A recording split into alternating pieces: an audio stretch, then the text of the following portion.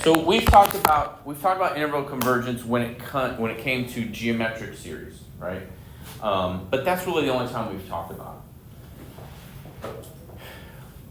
The other time that it comes up is when we're dealing with the ratio test, because the ratio test, right, has three different scenarios. It has the scenario where it's convergent, it has the scenario when it's divergent, and then there's the scenario where we don't know, right? If the ratio test, if that limit equals 1, then the ratio test doesn't tell us anything. It's inconclusive is probably the word they use. So, the radius of convergence is also a phrase that we're going to use. Okay, it's the distance from the center. So when we come up with the interval of convergence, it's literally, the radius, because the interval of convergence is going to be from A to B, and the distance from the center to B or the center to A is going to be the radius of convergence. The interval of convergence is the range of x values that will force the series to converge. Okay, it's not telling us what what it will converge to. It tells us what x values exist that will force the series to converge. I didn't write the page down. I think it's 227. Yeah, 227. Sorry about that. 227. Okay. So that's what we're going to determine. We're going to determine when a series actually converges, what x values will force that convergence to happen. That's what the interval of convergence is. Now, as I mentioned before, because the ratio test is inconclusive when it equals 1, we test the endpoints. Because it may actually converge at those endpoints as well. And that way we'll have a complete interval of convergence, and essentially it's determining if it's an or equals to situation, or it's just less points. So we're going to go through some examples. All right. So I think there's 3 that we're going to go through. Okay. So these questions ask for the interval of convergence and the radius of convergence for the given series. All right. And essentially what we're going to do is look at the ratio test. And since we're talking about convergence, we're going to make this sort of assumption that the ratio test, the limit using the ratio test, will be less than 1. That's how we set this problem up. Because if it's greater than 1, then it diverges. So then we're not talking about, there's no such thing as an interval of divergence, and nobody would care about that anyway. We want to know when it converges. Okay? So what we're going to do with this problem is we're going to set it up using the ratio test. And we're going to force it to be less than 1. Okay. So again, remember, it's the a sub n plus 1 term times the reciprocal of the a sub n term. I mean, the reality is that the ratio test is a sub n plus 1 divided by a sub n. Okay. So go ahead and work through that, simplify that. And that's going to tell us what values of x will essentially be the interval of convergence with one slight variation. Hopefully we're starting to get good at simplifying these things. And when you see this 2n and the 2n plus 1, you should know that the 2n's cancel, it's just 2. The n and the n plus 1 can't do anything with that. It's the powers where we're doing stuff with. So the x to the n plus 1, x to the n, it's just going to be x. Okay. All that gets me to, and you go, well, what happened to the n and the n plus 1? Well, as they go to infinity, they basically cancel out, right? It's n over n. So I don't even have to worry about that.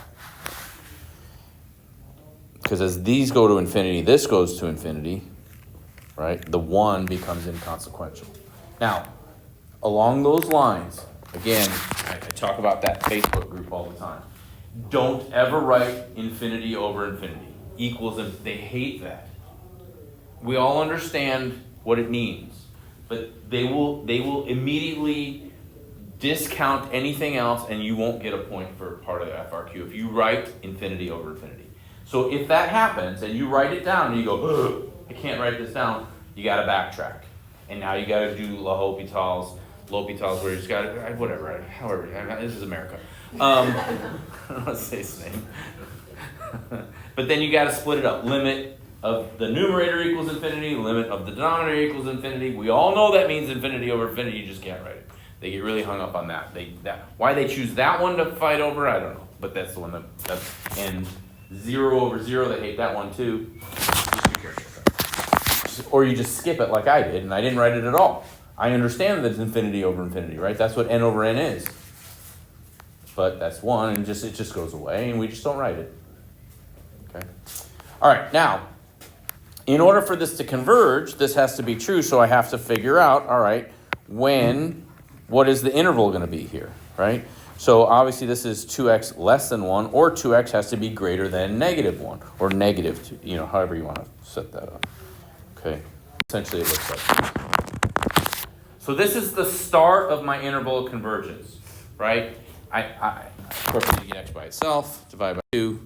And so there's the real start of my interval of convergence. So if the x values are in between -1/2 and 1/2, that power series is going to converge. The trick, though, because if it equals 1, it's inconclusive. It doesn't say that you can't use it. It just says that it's inconclusive. What we have to do to find the full interval of convergence is check the endpoints. Okay? And when we check each of the endpoints, what's going to happen is either these are both going to say less than, or one or both of them can turn into less than or equal to. Bless you. So we could get a more well-defined interval of convergence. Now, before we get on to that, let's just really quickly talk about the radius. Okay, the radius isn't going to change. What's the radius of convergence here? Like, how far away is x from 1/2? It's a half, right? Whichever direction you go, it's a half away. So the radius of convergence is 1/2. Okay? And if you think about the whole convergence, or the interval, it's 1 unit long. All right, so here's what I mean by check the endpoints. Essentially what we're going to do is we're going to plug -1/2 in for x, see what happens. Then we're going to plug 1/2 in for x and see what happens, okay? And that will give us our determination. Here's how I like to start this off. I've got my x equals -1/2 column, and I've got my x equals 1/2 column. And we're just going to plug it in, test it out, see what happens to the series.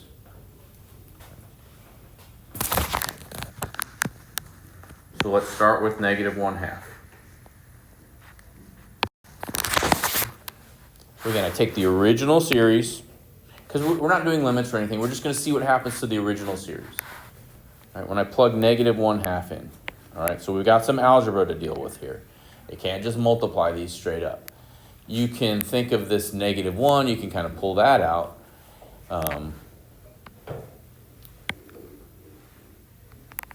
But how could I manipulate this to bring it together?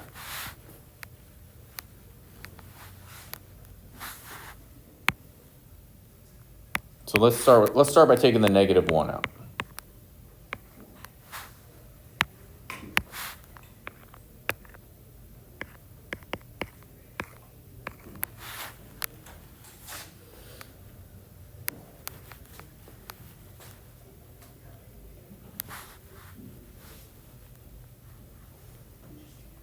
Okay, what happens here?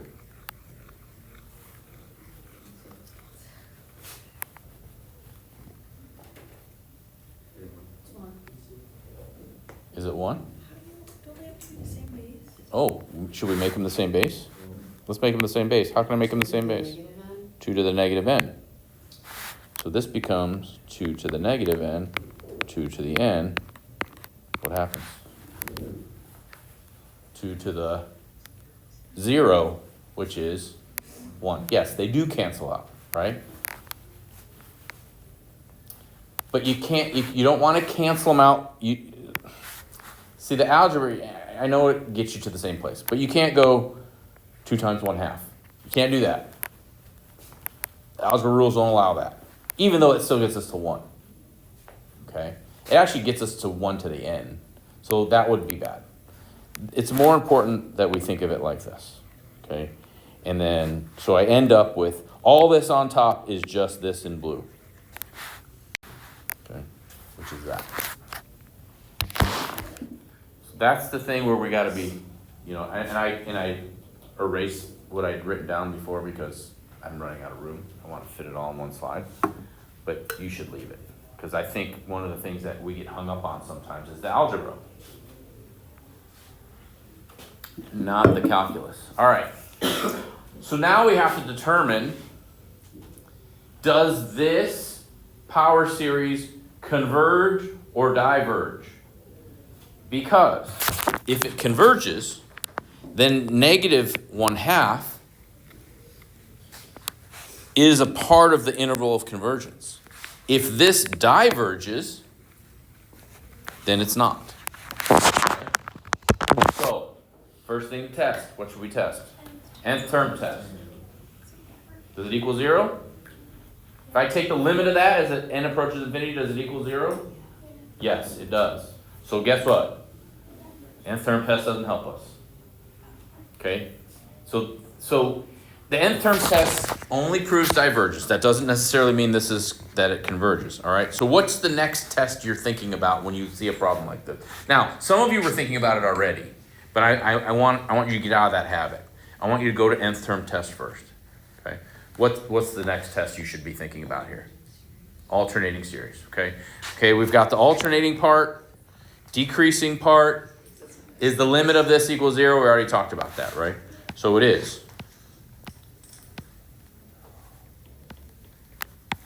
Okay.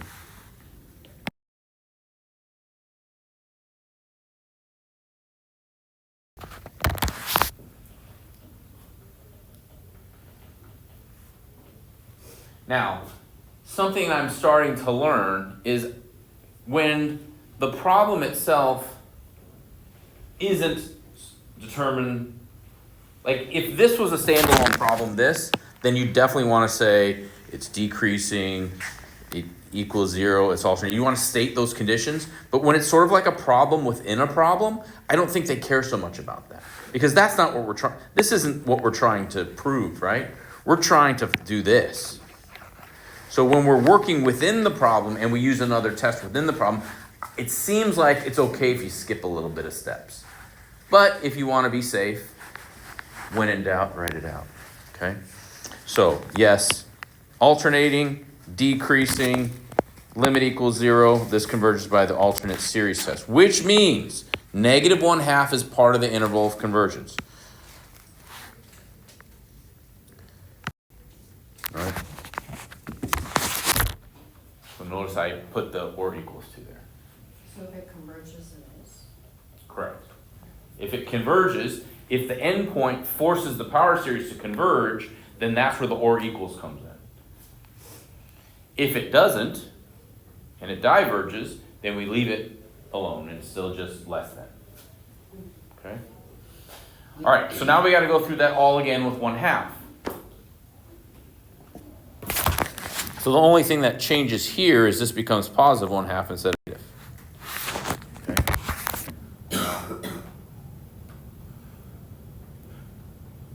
We just went through all that rigmarole to figure out what that equals. What does that actually equal now?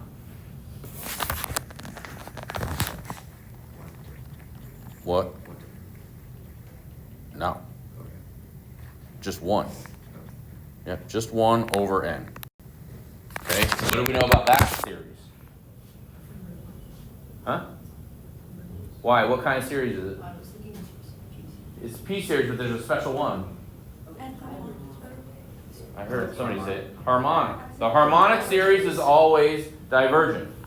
Okay, this is the harmonic series. And this is one to remember.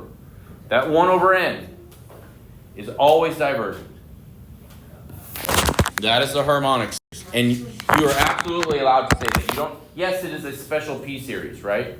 It's P where the P value equals 1. But you can state harmonic and move on without having to prove anything else about that it's a P series and what the power is. You can identify it as harmonic, therefore it diverges. Okay. We've determined that the series diverges when x equals 1/2. So this is going to stay put. Right? Now this is something I'm cramming in. I don't recommend that you do it this way if you have an FRQ like this. Okay? I would tell you to write it out. But here's what I mean. I'm just trying to cram it all in there. I would recommend on the next line you state the interval of convergence is, the radius of convergence is. In fact, you probably, you know what, I'll add another slide. I know you're writing that down. I'll wait. So assume this, that's not going to work. Let's try.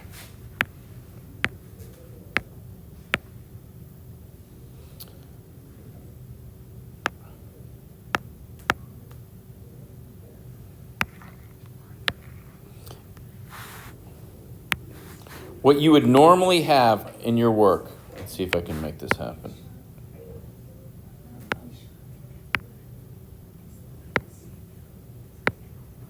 There we go. Now I'm getting there. So like, you would have this in the problem somewhere initially after you did that first level of work. So like, then you would have that, and then all of this work over here would be after it. And then finally, what you would say is after you did all that work, you would go like this and say, okay, now this is an interval of convergence. And then you'd say the radius of convergence is 1/2, something like that, okay? So you would actually, the way I had it, where I just went ahead and slid over and put the or equals to under it, from the sense that I get in reading some of the scoring guidelines, they want you to write it again. They don't want you just to plop that in there like I did. I did that just to save space. So if you had a problem on the exam like this, after you put your initial interval of convergence, at least your starting point, then check your endpoints after that, then restate what the actual interval of convergence is and radius of convergence. Does that make sense? You see what I'm kind of saying? And why I kind of crammed it all in on that one page. It wasn't quite the way it should be done. So a lot of the problems are like this. Okay, but then there's some different situations happening. Like this. No, I didn't. This is number 3.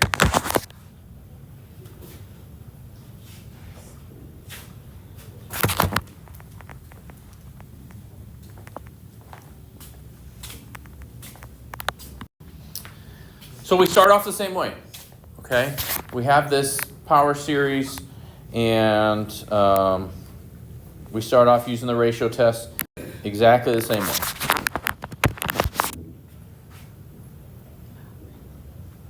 So it's always ratio test. Yep, it's always ratio test.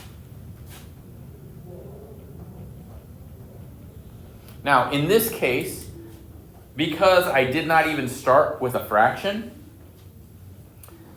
right? I actually did it as division. In the other problem, I had a fraction to start with, so that was the keep, change, flip with the division. Well, here I don't have a fraction, so I end up with a fraction. Okay. And so go ahead and simplify that down, and let's see what you get. Hopefully we're getting better at this whole factorial thing. N plus 1 factorial over n factorial, what does that reduce to? N plus 1. X to the n plus 1 over x to the n. X. Okay, so here's where we're at. We're here right now.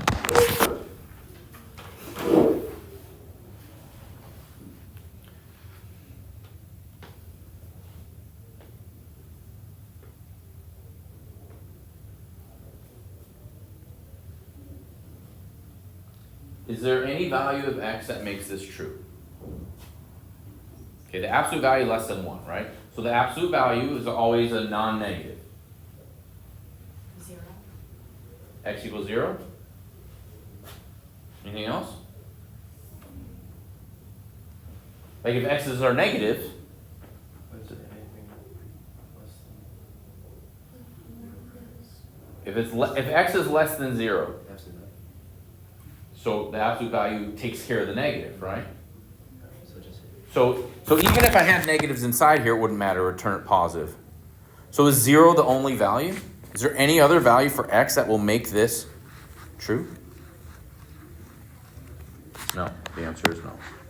Okay. It's only case x equals 0. The only case. Okay. Wait, why Yeah. can't you like plug in 1/2 for x? And then, So n is always going to be, so in this problem it says it starts at 0. Which means n plus 1, the smallest n plus 1 can ever be is 1. So that takes kind of this out as a possible negative, right? This can't be negative. So the only possible scenario that allows this to be true is when x equals 0. Okay? So there's an interval of convergence, sort of. Okay. But it only happens one place. And I know this sounds weird to say. How can you say the interval of convergence is x equals 0? That's not an interval. Well, that's what you say. One is just one value. And the radius of convergence is 0. Okay? That also doesn't have, it doesn't have practical meaning, right? A radius of 0? Well, it converges 0 units away from 0. There you go. So that is a one kind of unique scenario that can happen.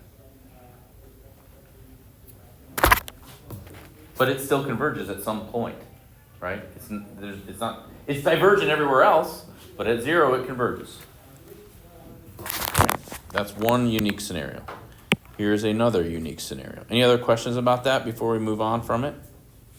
Now notice something here though, I will say this. There's no fraction again, there's no fraction as after I simplify, there's no fraction. A lot of the times there are fractions. And your gut should tell you if there's not a fraction at all after I've simplified, that's going to be a unique situation. Okay. All right. Number 4.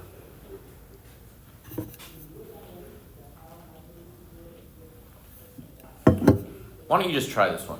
Why don't you try this and see what you come up with. Here's my jumping off point. For whatever it's worth, if you want to compare it, you can. Notice that the alternating term drops out the -1 to the n, because once we put it in absolute value, it doesn't matter anymore, because that's just a flipping the sign thing. If you made a mistake at the starting point, my guess is right here. If you made it 2n plus 1 without the parentheses, that's going to be a mistake, right? The n changes to n plus 1, so that still has to stay in parentheses, which makes this 2n plus 2. Same with this, 2n plus 2. Be careful with that. Here's where I'm at, okay? So again, this is 2n plus 2. This is 2n plus 2 factorial. So what's interesting here is, what's the next term down from 2n plus 2? 2n plus 1. And then I get to 2n, and that's when they cancel, right? So I have a 2n, what cancels here is 2n plus, I end up with a 2n plus 2 and a 2n plus 1, and then 2n factorial cancels from there. Okay. Then what cancels here? X to the 2n plus 2. So then I'm left with what on top? X squared. Okay.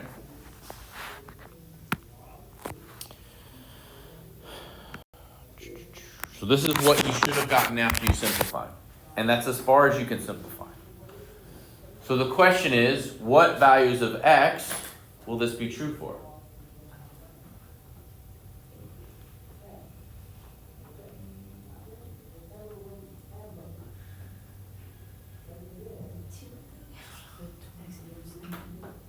everything except for oh, what's that? Oh, that's just a straight less everything except for Except for what? Infinity. Everything except for infinity? Everything less than infinity. all really Yeah. Is there, everything greater cause, than cause this is everything less than infinity. Except for- Yeah. What's gonna happen to the It's gonna be bottom? zero. Okay. Isn't that like a bit? What's gonna happen to the bottom? It's getting a really big. It's gonna get really, really big. It's basically zero. So what is the limit of this? Here, oh, and turn test. No, we don't have to. No, what is the limit of this? 0. This, remember, this is n squared. I mean, 4n squared on the bottom, basically, right? So as that n approaches infinity, this bottom is going to grow fast. Okay? So the limit of this is what? 0. Well, when is that true? When is 0 less than 1? Always. So what is x? Anything. How do we say anything in math? Oh.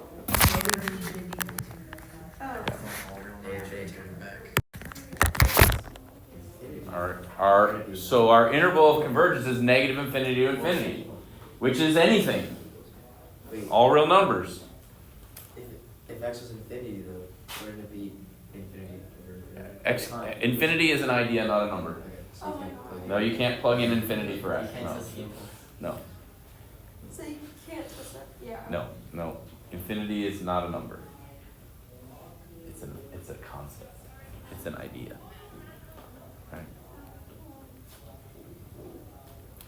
Of course, you could look at, you could say, all right, x is a billion. Okay, well, test it when n is a trillion. Right? Like, you can always look for one little case, but we're talking about the general idea here. Okay. Oh, what happened? What's the giveaway here that this is going to be 0? The limit is 0. How do you tell? The bottom's bigger. Yeah, I got a bunch of n's on the bottom still, right? In our other problems, there weren't. Okay, there was just an n, or it was alternating. That was that kind of thing. So those second two problems that we went through are sort of the unique situations, the special cases that will happen. Most of the problems are like the first example that we went through. Okay, but I just wanted to see those two.